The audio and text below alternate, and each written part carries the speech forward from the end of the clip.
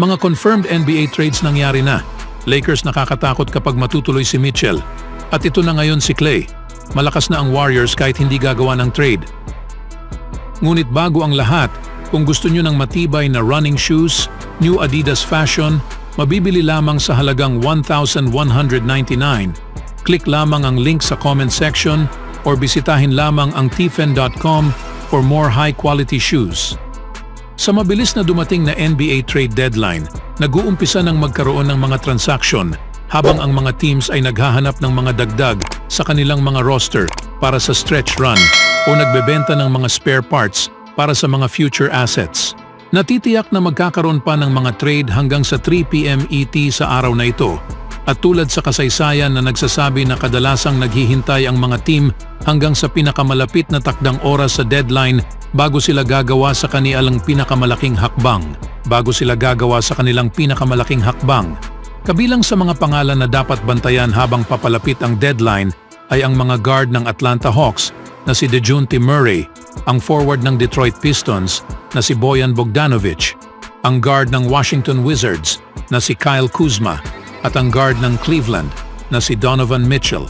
Gayunpaman, may ilang mga minor deals na ang nangyari sa mga puntong ito dahil ang East leading Boston ay nakadagdag ng kunting lalim sa kanilang rotation sa big sa pamamagitan sa pagkuha kay Xavier Tillman mula sa Memphis Grizzlies kapalit ang ilang second-round picks. Gayon din na nag-trade ang nangungunang team sa West na Minnesota Timberwolves para sa veteranong point guard na si Monte Morris para tulungan ang kanilang push patungo sa postseason. Nag-trade ang Detroit Pistons ng guard na si Monte Morris sa Minnesota Timberwolves para sa mga guard na sina Shake Milton at Troy Brown Jr. at isang second-round pick ayon sa ulat ng The Athletic at ESPN. Si Morris ay isang veteranong guard ngunit nawala sa unang 3 buwan ng season dahil sa quadriceps injury at bumalik lamang noong January 24. Siya ay naglaro ng limitadong minuto sa 6 na laro, ngunit may average na hindi bababa sa 10 puntos at 3 assists sa 3 nakaraang seasons. Nahanap ng Boston Celtics ang depth. Nakuha si Xavier Tillman mula sa Memphis Grizzlies. Nag-trade ang Memphis Grizzlies sa forward na si Xavier Tillman sa Boston Celtics para kay Lamar Stevens at 2 second-round draft picks. Ayon sa pahayag ng parehong teams, ang Celtics ay may pinakamagandang record sa NBA na may 38-12 at ang pinakamagandang starting 5 ngayon sa NBA. Ngunit nangangailangan sila ng lalim at nakuha ang labis dahil kay Tillman, isang versatile, blue-collar player na maaaring mag-defend, mag-rebound at magamit ang mga oportunidad sa opensa. Si Tillman ay may average na 6.0 puntos, 4.6 rebounds, 1.2 steals at 1.0 blocks ngayong season.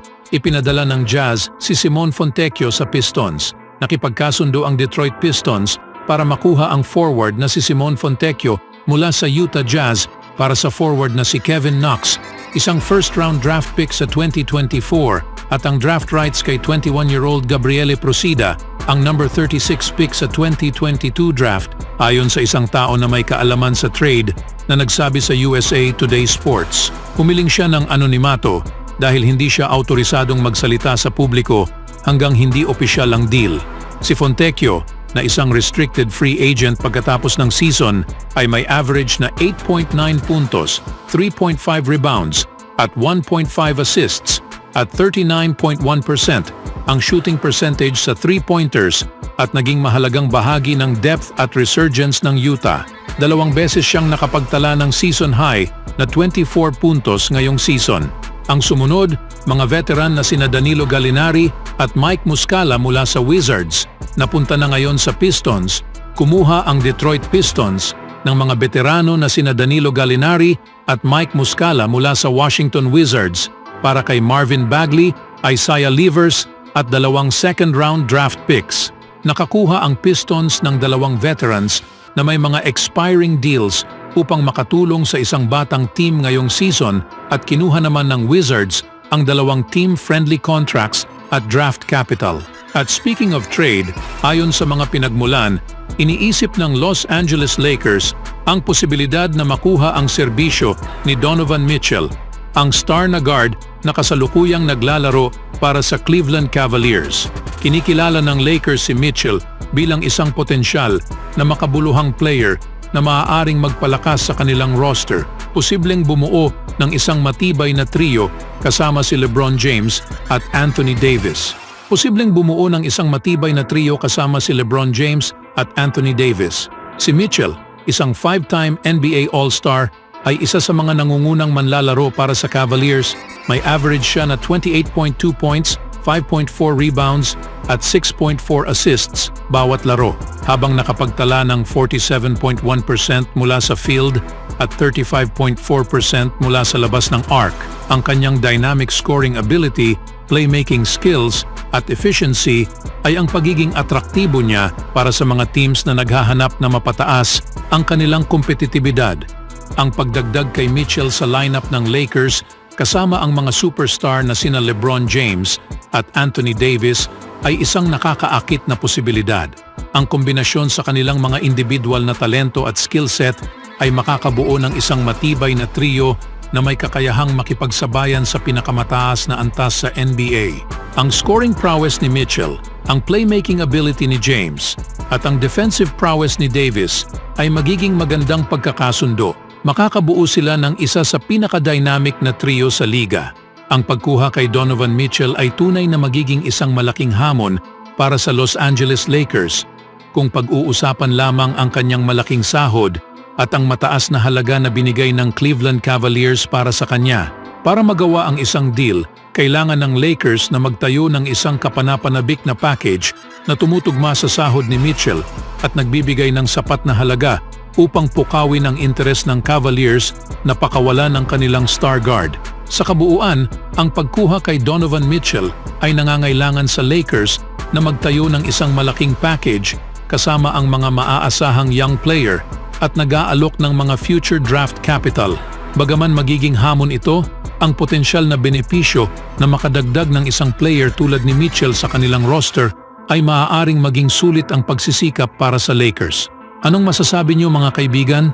Sa ibang balita naman mga kaibigan, si Andrew Wiggins ay nagtala ng 21 puntos at 10 rebounds at si Jonathan Kuminga ay nakapagtapos ng 18 points para pangunahan ang Golden State Warriors laban sa short-handed Philadelphia 76ers team dahil wala si Joel Embiid sa score na 127-104 nitong Huwebes ng umaga. Si Stephen Curry ay nagtala lamang ng 2 puntos sa unang kalahati at nagtapos na may 2 laro lamang pagkatapos niyang magtala ng 60 points laban sa Atlanta. Si Klay Thompson ay nagtala ng 18 points sa loob ng 28 minutes matapos siyang mabench sa huling 7 minuto sa panalo ng team laban sa Brooklyn.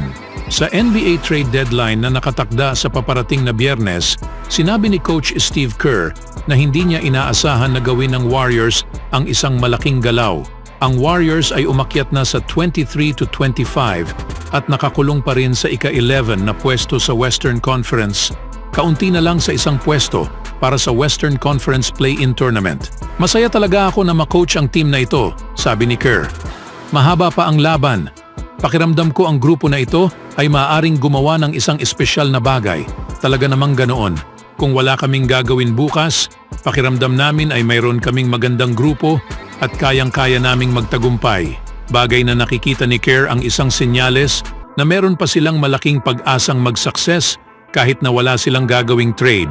Ang unang hakbang ay ang pagpapakita sa lahat na kailangan mong lumaban, sabi ni Kerr.